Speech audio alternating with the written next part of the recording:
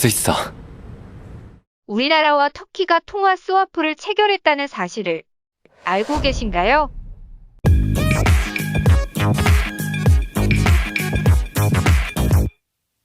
한국은행이 터키 중앙은행과 2조 3천억 원 규모의 통화 스와프를 체결했습니다. 그런데 이번 체결 과정에서는 터키에서 먼저 요청이 와서 이루어진 것으로 알려졌습니다. 작년 5월 터키가 주한 대사관을 통해 통화 스와프 체결을 요청하는 서한을 전달하면서 시작을 하였는데, 당시 터키는 금융 불안을 겪고 있었기에 우리 정부에 요청을 한 것으로 보입니다.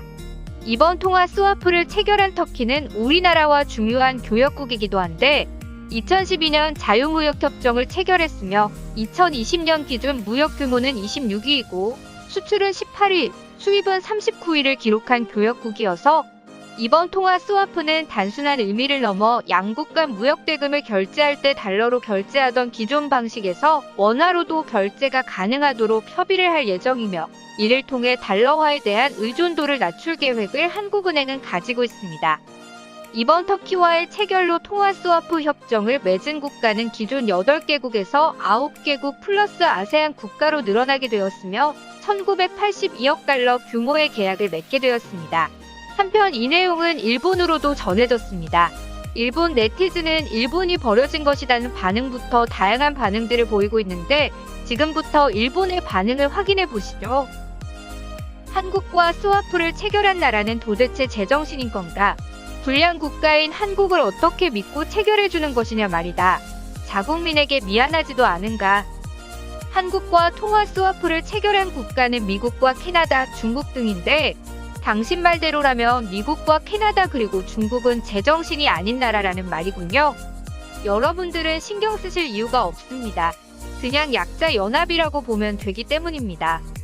일본과 스와프 이야기가 나올 당시에 인터넷 우익들은 한국을 무시했었는데, 한국에게 있어서는 그냥 일본이 필요 없다는 것이었다. 난감한데 일본이 점점 고립되어 간다. 우리도 한국에 부탁해서 스와프를 맺어달라고 이야기를 해야 할 것 같은데 말이다. 내일 아사히에서 나올 사설이군요. 한국은 일본보다 싫어하는 국가가 엄청나다. 세계에서도 한국은 싫은 나라로 손에 꼽히지. 예전에 우리와 스와프를 맺을지 결정을 할 때 여기 게시판에선 한국하고는 맺을 이유가 없다고 했었지.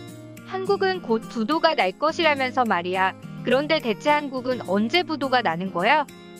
터키는 후진국이라서 아무런 의미가 없으니 걱정하지 않아도 됩니다. G7 국가 중 하나의 국가만 체결해도 충분하잖아. 왜 저렇게 문어발처럼 체결을 하는 거지?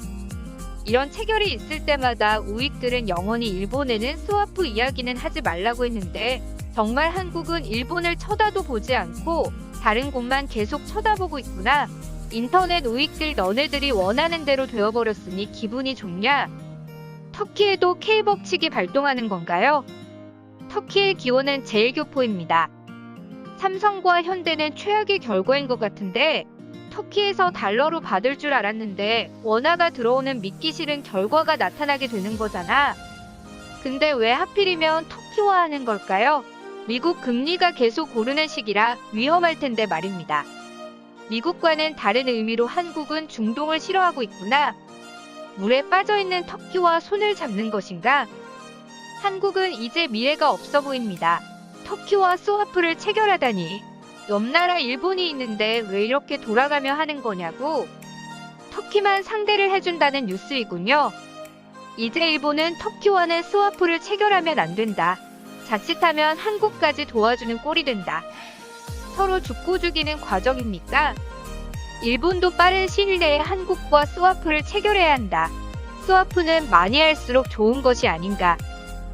지금까지 터키와 통화 스와프를 체결했다는 내용을 본 일본의 반응이었습니다. 통화 스와프는 두 국가 간의 통화를 맞교환하는 방식으로 이루어지며, 많은 나라와 체결을 하면 지나치게 많은 외화를 외환 보유고로 묶어두지 않고도 유사시 큰 도움이 됩니다. 이번 통화 스와프를 통해 우리나라도 큰 힘이 될 것이라 생각이 듭니다. 오늘 준비한 내용은 여기까지입니다. 시청해주셔서 감사합니다.